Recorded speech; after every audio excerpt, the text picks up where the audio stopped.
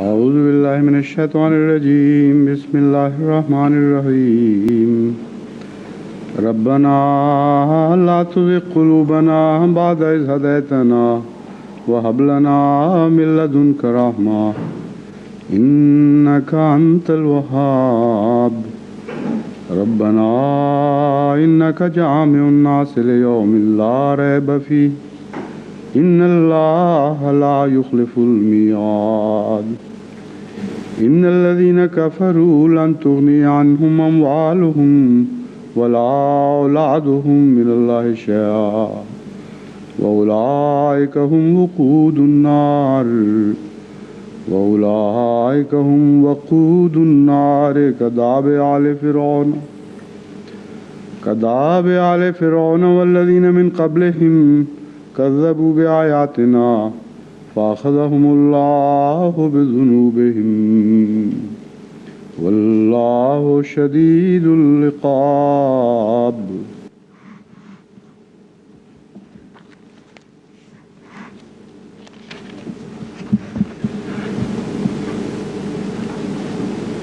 The verses which I have recited Je viens de réciter les versets 9, 10 et 11 de la sourate Al-Imran.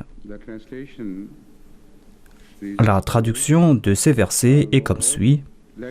Notre Seigneur, ne laisse pas dévier nos cœurs après que tu nous aies guidés et accorde-nous ta miséricorde. En vérité, toi seul es le grand donateur. Notre Seigneur, tu rassembleras certainement les hommes le jour au sujet duquel il n'existe aucun doute.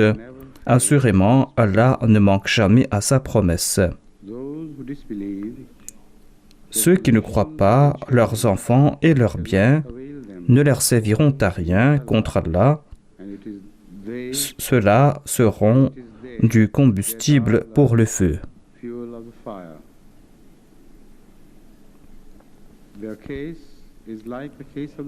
Leur cas est comme le cas du peuple de Pharaon et de ceux qui furent avant eux.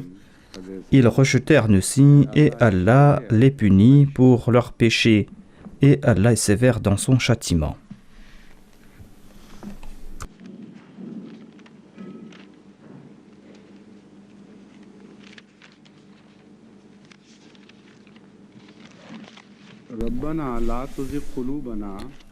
Rabbana la tuzigh qulubana. Ô notre Seigneur, laisse pas nos cœurs se pervertir après que tu nous aies guidés. Cette traduction est une traduction explicative de ce verset. La traduction littérale doit être « Ô Allah, ne laisse pas dévier nos cœurs, ne nous égare pas. » Cette traduction en elle-même a été prise des commentaires du Saint-Coran et une des explications données de la tuzigh qulubana. Je vais tout d'abord expliquer l'objection que j'ai en tête à propos de cette traduction. Rabbana la tuzigh qulubana, comme je l'ai expliqué, signifie littéralement « Ô Allah, ne fais pas nos cœurs se pervertir ». Si on doit accepter cette traduction littérale, sans explication, cela voudrait dire qu'Allah est responsable de l'égarement des gens et c'est lui qui égare les cœurs. S'il agit ainsi, alors il est responsable et pas nous. Pour répondre à cette objection, eh bien, les traducteurs ont ajouté que ce verset signifie. On a présenté différentes approches à propos de ce verset et une de ces approches est « Ô notre Seigneur, ne laisse pas dévier nos cœurs ».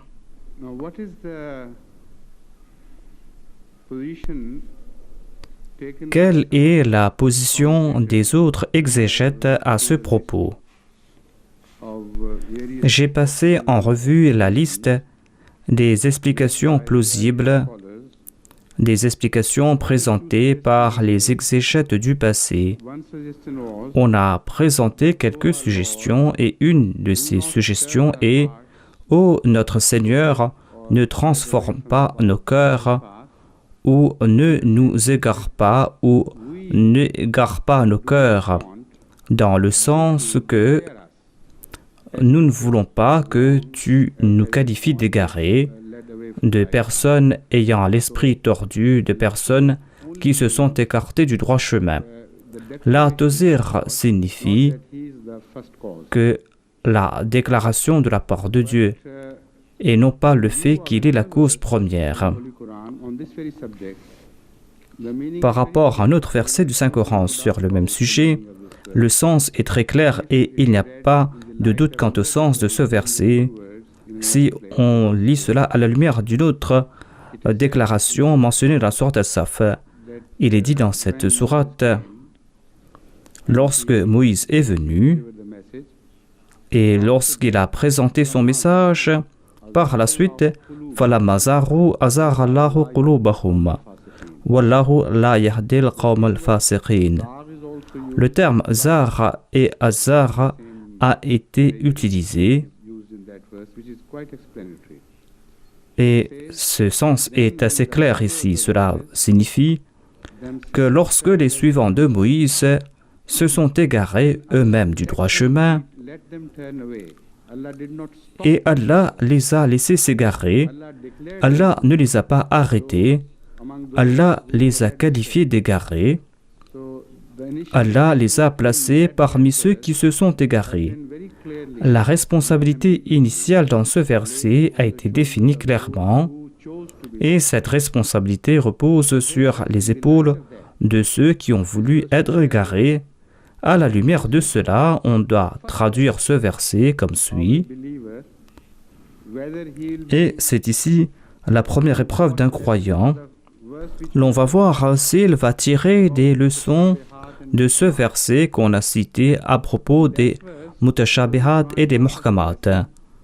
Dans ce verset, Allah nous a enseigné une leçon, à savoir que lorsque vous avez des doutes quant au sens de certains versets, comparez ces versets à d'autres versets qui sont muhkamat, qui sont explicites, des versets dont le sens est décisif, et vous ne serez point égarés si vous allez suivre la lumière de ces versets. Le sens de ces versets est défini, net et clair.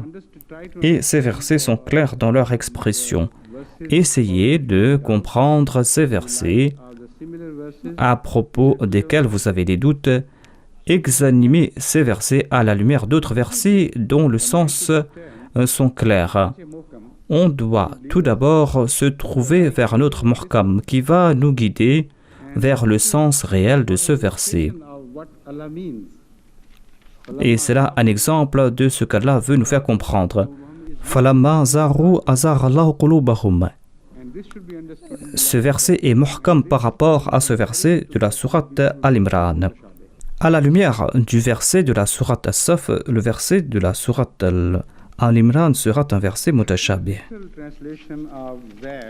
La traduction littérale de Zer, selon Aqrabul Mawarid,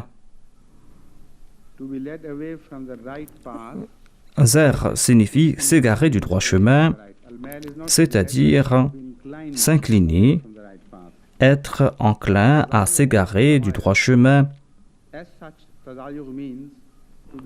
Tazayur signifie être enclin, s'incliner dans une direction quelconque.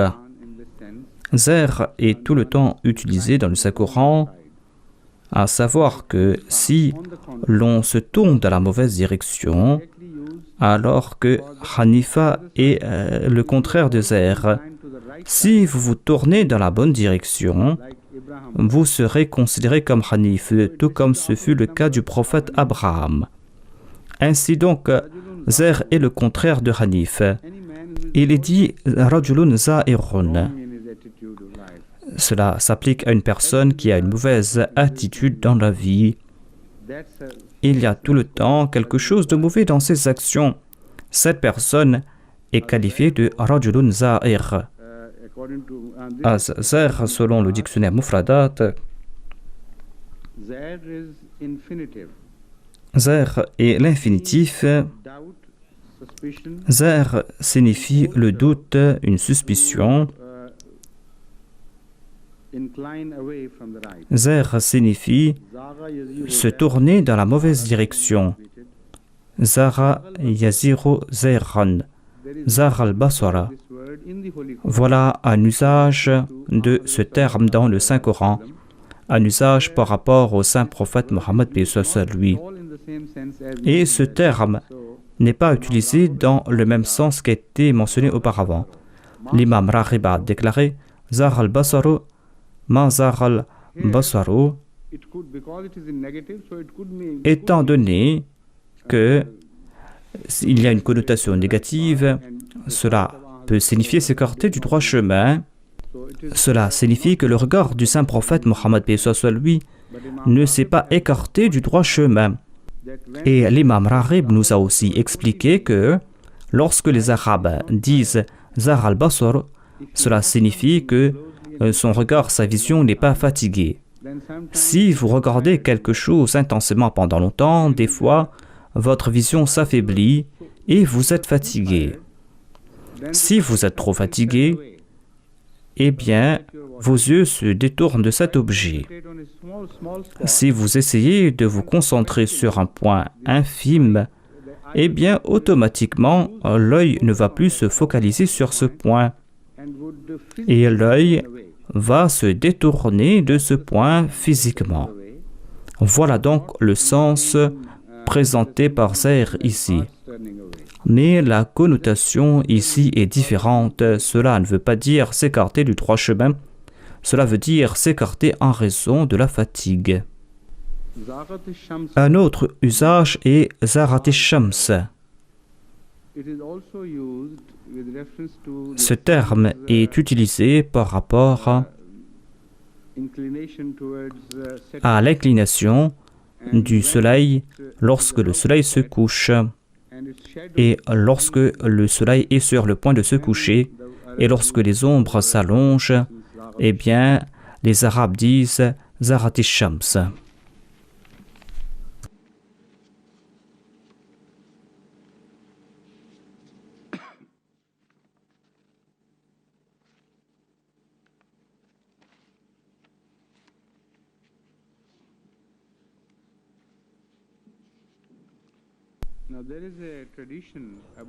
Il y a un hadith à propos du fait que le saint prophète Mohammed lui faisait cette prière souvent au cours de la nuit.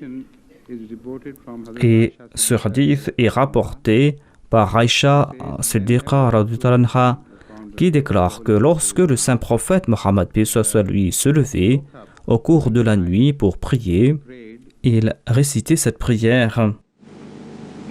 قال لا إله إلا أنت سبحانك اللهم إني أستغفرك لذنبي وأسألك رحمتك اللهم زدني علما ولا تزغ قلبي بعد إذ هديتني وهب لي من لدنك رحمة إنك أنت الوهاب.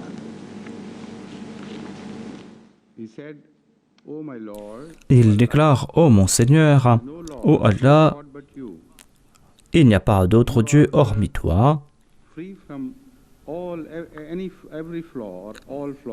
Tu es exempt de tout défaut. Ô Allah, je cherche ton pardon pour mes manquements et j'espère que je vais recevoir tes bénédictions. Ô Allah, augmente ma connaissance. Ensuite, le saint prophète a utilisé les mêmes termes de cette prière. Il n'a pas utilisé les termes exacts, mais il a apporté un petit changement, un changement mineur. Ce changement est que c'est vrai que ce verset est une prière collective dans laquelle nous utilisons le pronom « Ô notre Seigneur ». Ne laisse pas nos cœurs se dévier. Ne nous punis pas pour nos penchants et pour nos péchés. Le pluriel a été utilisé dans cette prière. C'est donc une prière collective et nous utilisons la première personne au pluriel. Mais le saint prophète, paix soit lui, a transformé cette prière en prière personnelle. Dans cette prière, il ne parle que de lui. Cette prière est au singulier. La tuzigh qalbi. Ne laisse pas mon cœur se pervertir. Ba'da idh hadaytani, après que tu m'aies guidé. Wa habli min ladunka rahma, et accorde-moi ta miséricorde. Le verbe hab signifie présente-moi ou présente. Habli min ladunka rahma signifie donc accorde-moi tes bénédictions comme un cadeau de ta part. Min ladunka. Min ladunka est une expression descriptive qui ne fait qu'intensifier le sens du terme hab. Hab signifie demander quelque chose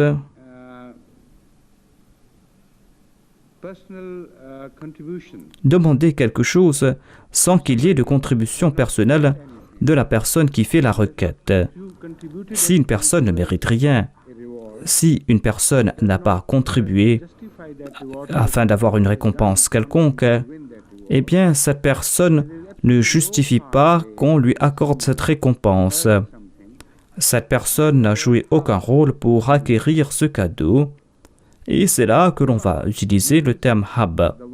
Hibba signifie celui qui accorde aux autres des présents ou des cadeaux, sans qu'il y ait de justification de la part de celui qui a reçu ce cadeau. Mais ladunka ne fait qu'intensifier de nouveau ce sens, à savoir accorde-nous un cadeau, accorde-nous une miséricorde qui n'a aucun trait avec nos actes de piété. Cela vient uniquement de ta part, de la part de ta Rahmaniya.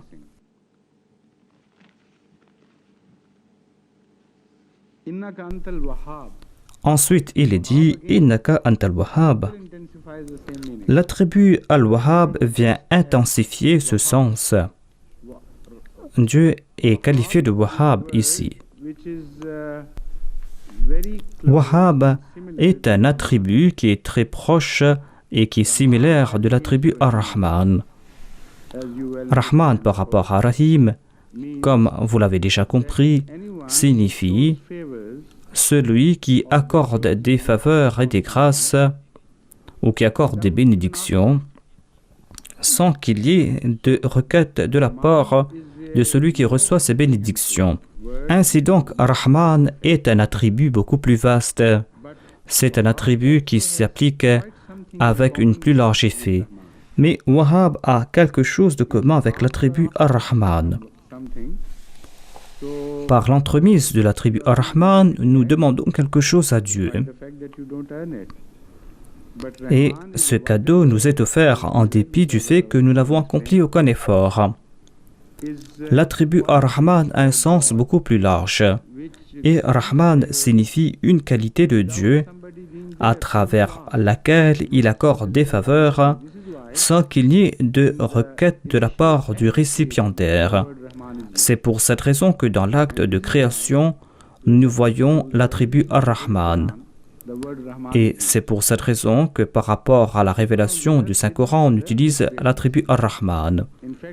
Les gens sur terre ne méritaient pas cette grâce. Cela indique donc le contraire. Les personnes étaient complètement corrompues. Ces personnes méritaient la destruction totale. Ces personnes méritaient qu'on les annihile. Mais Allah nous a accordé la plus grande de ses grâces. C'est pour cette raison qu'Allah déclare Ar-Rahmanu Allama al-Qur'an. Il n'est pas dit Al-Alim. C'est Ar-Rahman qui nous a enseigné le Saint-Coran. Ce Coran vient de la part du Rahman. Pourquoi donc le saint prophète Mohammed lui est-il adressé ici? Pourquoi celui qui connaît le Saint-Coran plus que d'autres personnes a transformé cette prière de la première personne au pluriel à la première personne au singulier?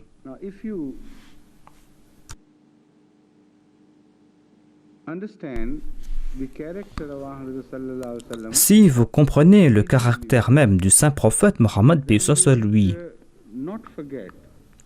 vous n'allez pas oublier le fait qu'il était la personne la plus modeste. Ainsi donc, dans le pluriel, cette prière voudrait dire, c'est vrai qu'il n'est pas question du fait que le cœur du saint prophète Mohammed lui puisse se pervertir. Il voulait parler ici à propos de ses suivants. Dans cette prière, il disait Zidni ilma. Ensuite, il y a cette prière Ba'da'id Hadaytani. Ces références peuvent ne pas s'appliquer au saint prophète, paix soit lui uniquement, mais qu'il est en train de prier en fait pour ses suivants. Lorsque le saint prophète s'adresse à Dieu, lorsqu'il est seul, le saint prophète Mohammed paix soit lui était si humble face à la présence de Dieu qu'il voulait focaliser l'attention de Dieu sur sa personne.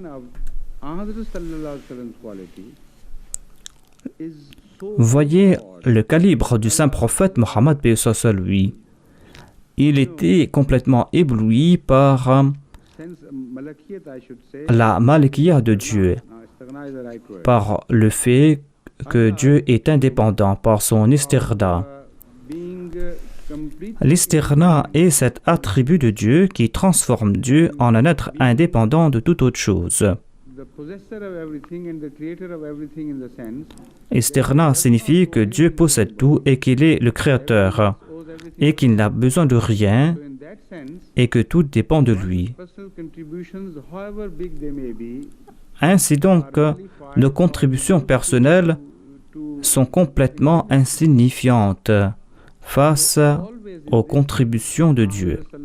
De tout temps, le saint prophète Mohammed lui a démontré sa familiarité dans ses prières. Il déclare que si toi tu me laisses m'égarer, c'est vrai que tu m'as guidé dans le droit chemin et personne d'autre avant moi n'a été ainsi guidé. Mais en ce qui concerne ma personne, je n'attribue pas cela à mes qualités personnelles. Je considère cela comme un don de ta part. Habli min ladunka rahma nous fait comprendre cela davantage. Et cela indique cette attitude du saint prophète Mohammed paix soit lui. Il a déclaré que tu m'as accordé ces faveurs et ce grand statut, et tu m'as qualifié de Khatam an-Nabiyyin. Cependant, je ne suis pas fier en raison de ces qualités. J'ai pas eu la grosse tête en raison de ces qualités. Je sais très bien que cela vient de ta part.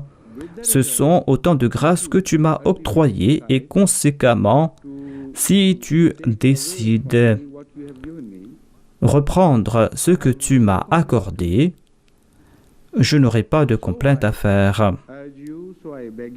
Ainsi, je t'implore de me maintenir sur ce droit chemin, ce chemin que tu m'as accordé, et accorde-moi de nouveau cette lumière que tu m'as octroyée, et accorde-moi ta rahma. Accorde-moi cette rahma, cette grâce de ta part. Tout cela est en accord à l'attitude précédente du saint prophète Mohammed paix soit lui. Il déclare, je demande tout cela de ta part. Ce style de prière a un message aussi pour l'Ummah du saint prophète Mohammed paix soit lui, pour ses suivants. Si telle était son attitude face à Dieu, si telle était son humilité, quelle doit être l'humilité de ceux qui eux-mêmes ont reçu tant de disgrâces? Si Allah les égare, si Allah les laisse s'égarer, eh bien ces personnes le méritent réellement. Donc, à quel point ces personnes devaient-elles prier en ayant en tête ses faveurs? Et si le saint prophète Mohammed, paix soit lui, qui était le meilleur que tous aux yeux d'Allah, si lui, il priait avec une telle humilité, imaginez l'humilité avec laquelle nous devons prier, imaginez à quel point nous devons nous maîtriser.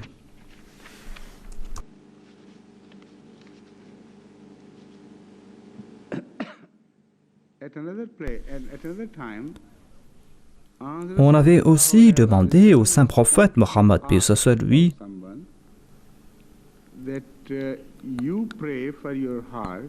que vous priez pour votre cœur, pour le fait que votre cœur ne puisse se pervertir. Le saint prophète Mohammed, paix soit lui, a clarifié la chose et ce sujet a été mentionné dans nombre de hadiths.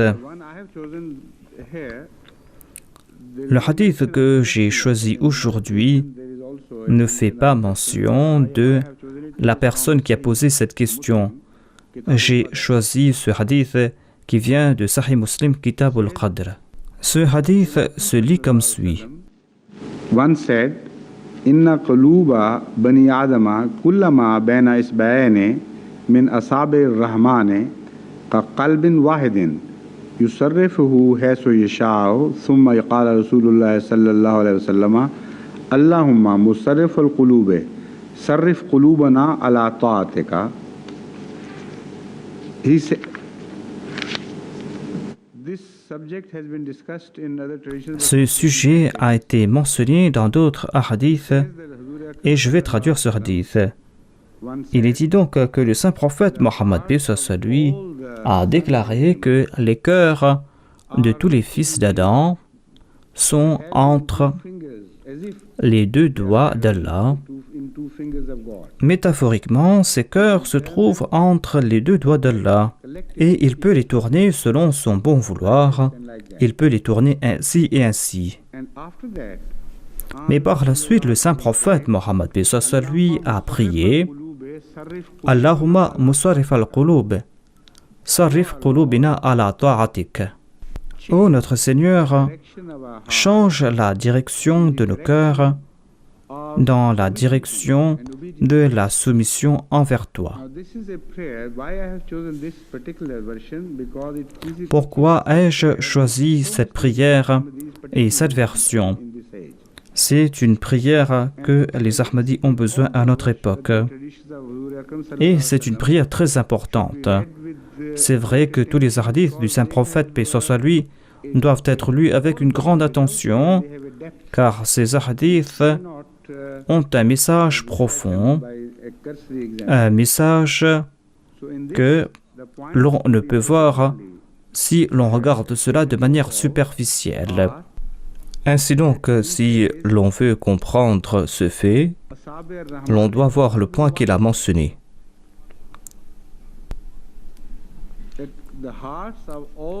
Il dit que les cœurs de toute l'humanité sont entre les doigts d'Allah. C'est comme un seul cœur entre les deux doigts d'Allah. Allah peut les tourner en même temps avec une seule décision. Pourquoi est-ce qu'il a dit cela? Parce qu'il avait en tête la victoire ultime de l'islam dans le monde entier et il savait déjà que l'on sera guidé par le biais de l'islam, que l'humanité entière sera guidée par l'entremise de l'islam. Pourquoi dois-je prier pour un cœur ou pour deux cœurs? Pour Dieu, il est facile de transformer tous ces cœurs comme un seul cœur. Ainsi donc, nous devons prier en ayant en tête la grandeur de Dieu et non pas nos qualités insignifiantes.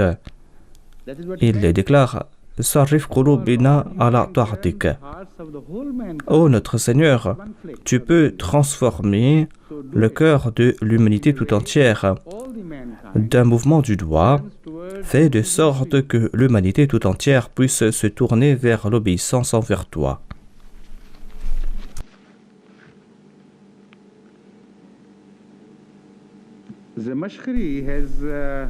Dans le tafsir Bahr al-Muhit, il est dit que Zamakhshari, qui était l'auteur d'Al-Kashaf, Zamakhshari, qui était aussi un très grand exégète, il a donc présenté un point de vue intéressant à propos de cette question du cœur. Il déclare: Ô notre Seigneur, ne nous éprouve pas avec des calamités ou avec des souffrances, des souffrances de la vie. Protège-nous de telles souffrances, protège-nous de ces épreuves et de ces vicissitudes de la vie, des vicissitudes et des souffrances qui peuvent causer la perversion de nos cœurs. Ce qu'il a en tête ici, lorsqu'il a expliqué ce verset, est que la tuzigh qulubana concerne le résultat des vicissitudes ordinaires de la vie.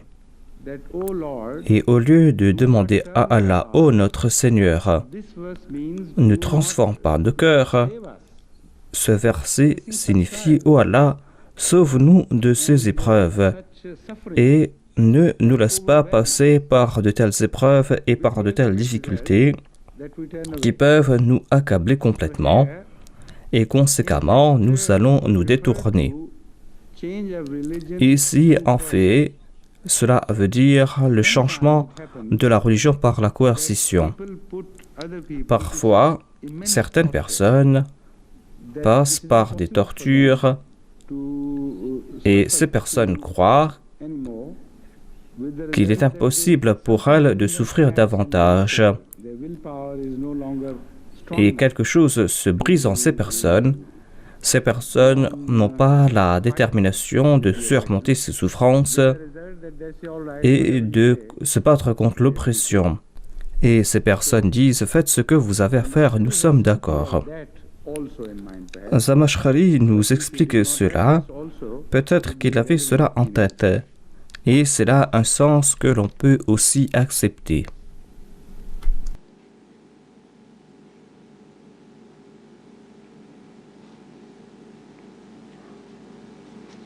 Now, Al-Bahr al-Muhit has something else to say about it. Al-Bahr al-Muhit nous présente d'autres explications à propos de ce verset. La tuzigh, selon cette exégèse, signifie ces obligations religieuses que nous n'arrivons pas à porter et qui sont trop lourdes pour nous, des obligations que nous ne pourrons pas mener à bien. Selon Bahr al-Muhit, ce verset signifie: ô notre Seigneur,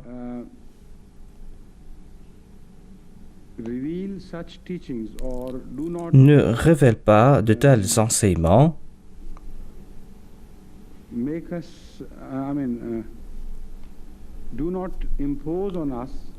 n'impose pas sur nous des enseignements ou des lois qui sont lourds, c'est-à-dire une charia qui est impossible à porter.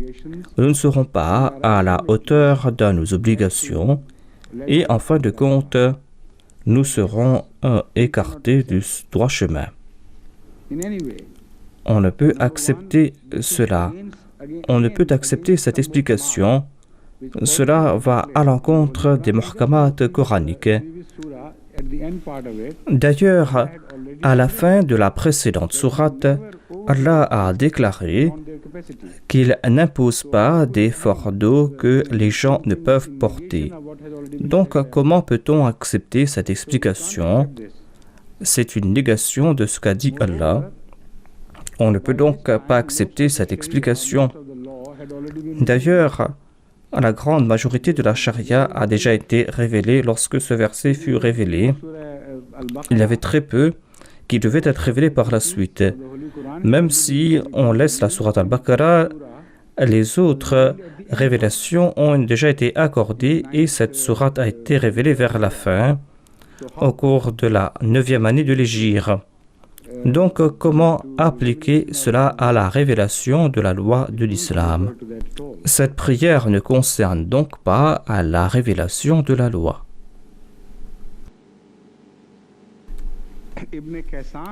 Ibn Kaysan a déclaré que l'on doit traduire ce verset comme suit: La yaziru fa yazirullahu qulubahum. À savoir que ceux qui prient désirent annoncer cela. Ô notre Seigneur, protège-nous des actes vicieux qui peuvent nous détourner le cœur.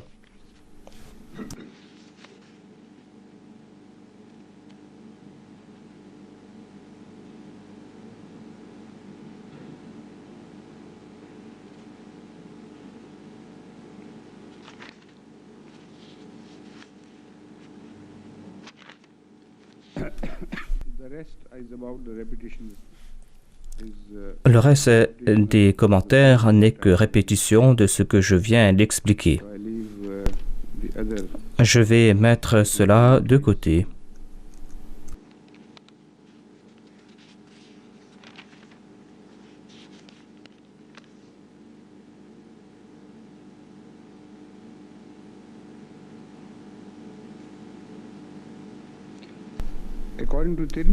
Selon le recueil Tirmizi, on a posé une fois à Aïcha Siddiqa radhiyallahu anha la question suivante,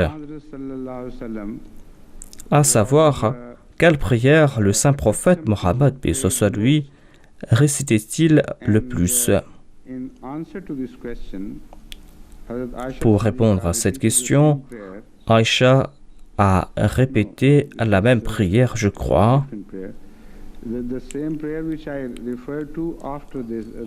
où elle a répété une autre prière après cette première prière. Ya muqallib al-qalbi, thabbit qalbi ala dinik. Cette prière présente le même sens, mais en des termes différents. Thabbit signifie « accorde-moi la persévérance ». On peut faire cette prière « Ne laisse pas nos cœurs se dévier ou se pervertir » ou on peut prier « accorde-moi la persévérance ». Ces deux prières ont le même sens.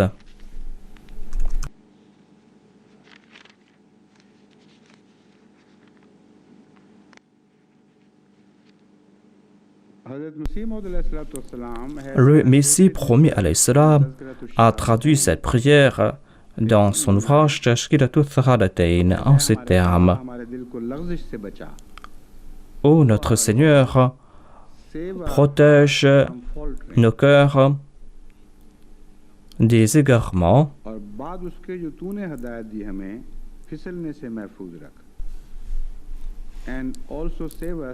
et protège-nous aussi des écarts de conduite après que tu nous aies guidés.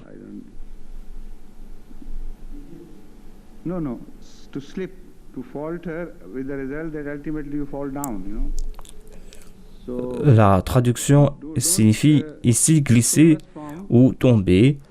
Ainsi, et elle déclare, ne nous laisse pas trébucher, ne nous laisse pas trébucher, ou ne nous laisse pas nous égarer, nous écarter du droit chemin après que tu nous aies guidés.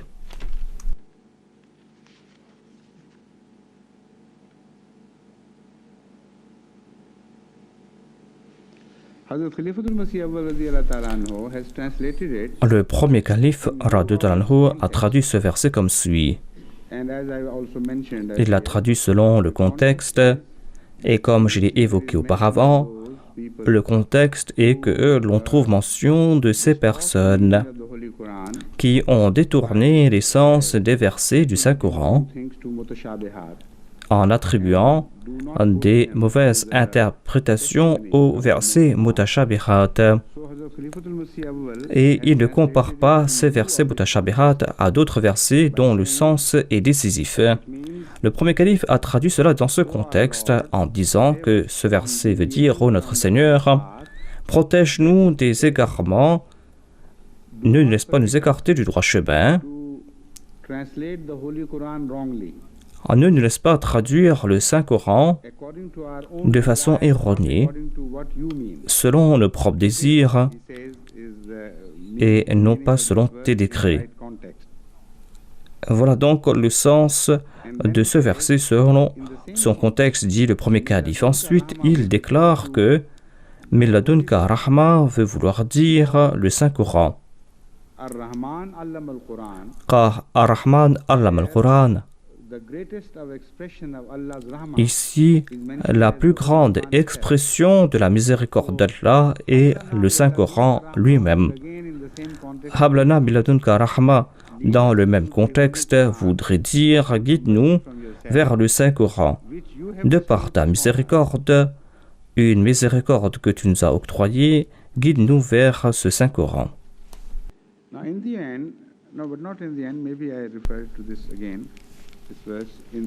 À la fin de cette première partie, je voudrais retourner vers un point, vers une explication. Cependant, je voudrais maintenant citer Sayyida Mubaraka Begum Sahiba, Radhatanha, la fille du Messie premier l'Islam. Elle avait vu en songe qu'elle avait reçu un message concernant ce verset, et c'est un message très important. C'est un message qui concerne la Jamaat dans son intégralité. Immédiatement après le décès du Messie premier l'Islam, selon elle, ce fut la 3e nuit. Elle déclare qu'au cours de la première nuit, nous étions en voyage entre Batala et Qadian. Nous avons voyagé par la nuit et au cours de la 3e nuit, vers la fin de la nuit, tout juste avant la prière du matin, j'ai vu dans un songe que Ammajan, c'est-à-dire l'épouse du Messie premier l'Islam,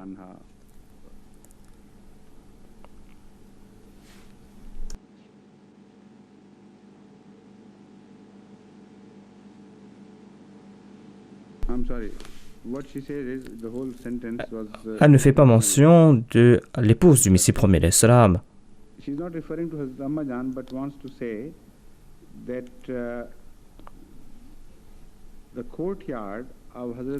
Elle déclare que elle a vu la cour de la maison de Hadrat Ammajan et il y avait un trône.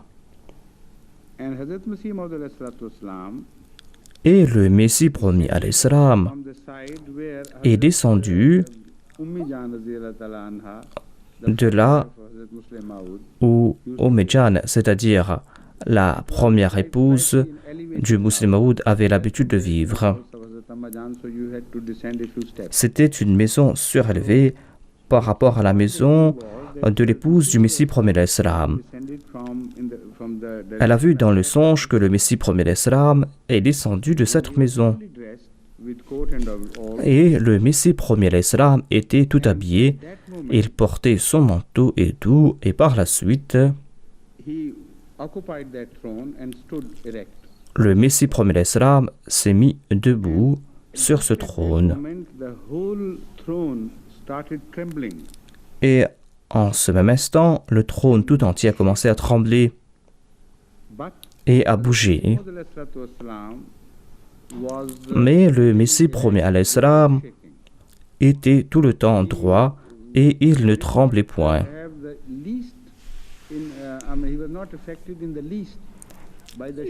Il n'y avait point le moindre tremblement dans son corps et il n'était point affecté par ce trône qui tremblait. Et ensuite, dans une voix admirable, il a déclaré Dites à ma Jamaat de prier ainsi et de réciter souvent cette prière. Dites à ma Jamaat de réciter cette prière souvent. Rabbana la tuzigh qulubana ba'da idh hadaytana wa hab lana min ladunka rahma innaka antal wahhab. Ensuite, je me suis réveillé, dit Mubaraka Sahiba. La tristesse concernant le décès du Messie premier l'Islam était fraîche dans ma mémoire. Je ne pouvais parler à personne à propos de ce songe, mais j'en ai parlé à Ammajan, ma mère. Mais j'étais très anxieuse à propos de cela, dit-elle. Car c'était là un message pour la Jamaat tout entière. Elle a déclaré que j'ai mentionné cela à Maryam,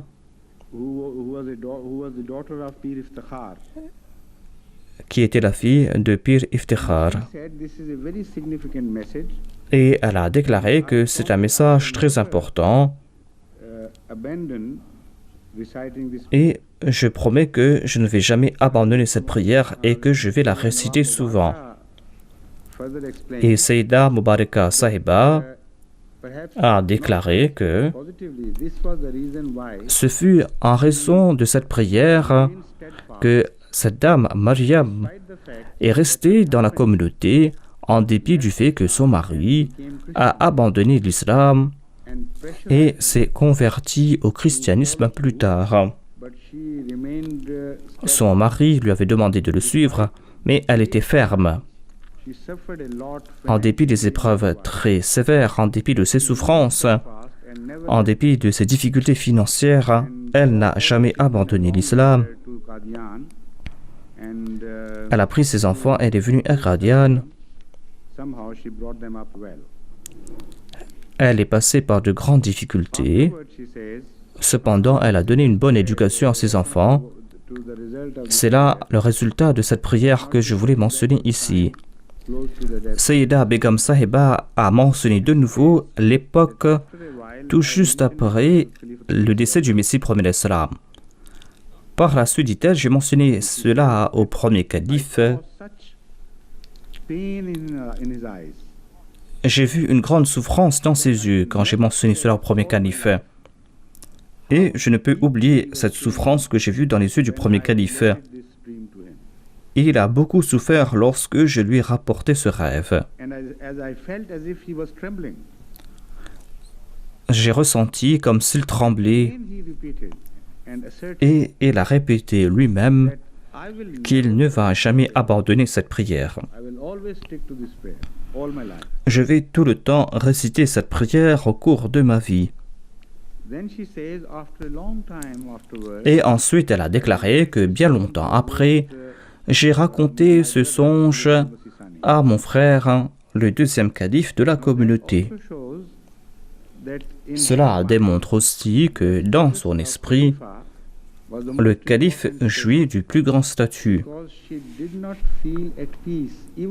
car elle n'était pas en paix, même après avoir raconté cela à Ammajan, l'épouse du Messie premier l'Islam et sa mère. Et elle n'était pas en paix jusqu'à ce qu'elle ait transmis ce message au calife. C'est vrai qu'elle aimait son frère, Muslim Maud, et c'est les deux enfants qui étaient les plus proches l'un de l'autre. Il n'y a point de doute à ce propos.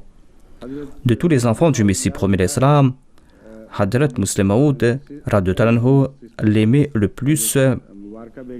Elle était l'aînée des sœurs du deuxième calife et elle l'aimait beaucoup. Et cet amour s'est intensifié davantage après que Hadrat Muslim Maud fut choisi comme calife. Mais elle lui a mentionné cela plus tard en passant. Cela démontre l'éducation qu'ils ont reçue du Messie premier l'Islam. Le Messie premier l'Islam leur avait imparti cette éducation et leur a fait comprendre l'emphase réelle de chaque chose. Et l'emphase était ici sur le centre de la communauté. Et ensuite, après que le troisième calife fut choisi, elle lui a rapporté le même rêve. Et maintenant, il est de mon devoir à moi de mentionner cela à tous les Ahmadis directement. C'est une prière des plus importantes que l'on ne doit point oublier.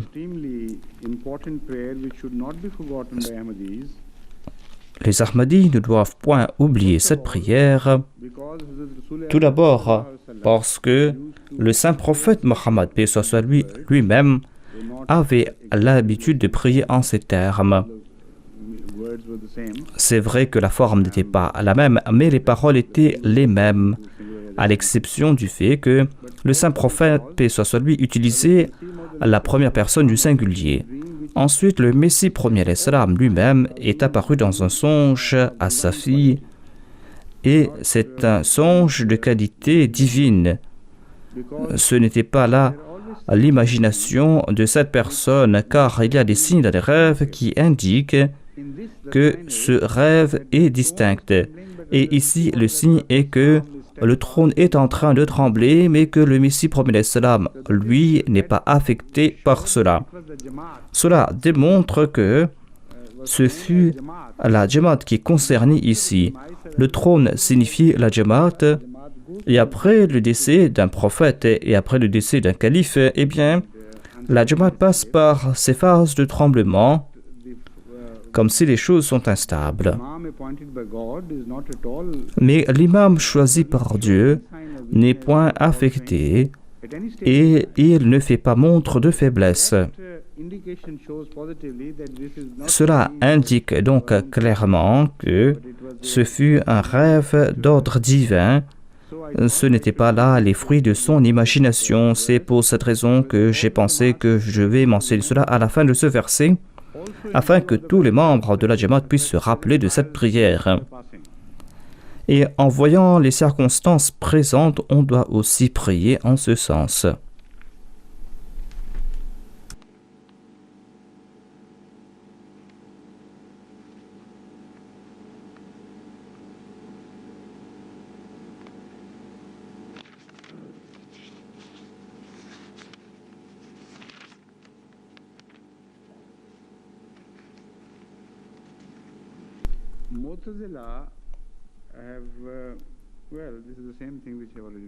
Mu'tazila nous répète ici la même chose.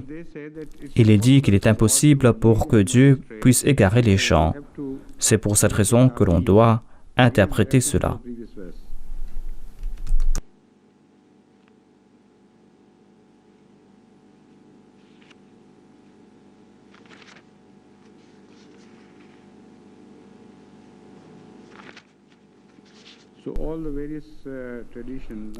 Ainsi donc, tous les exégètes ont commenté sur ce verset et ce qu'ils ont suggéré est tout à fait ordinaire. Ce n'est pas la peine pour moi de répéter tout cela. Si je mentionne quelque chose, je ferai mention de quelque chose d'important.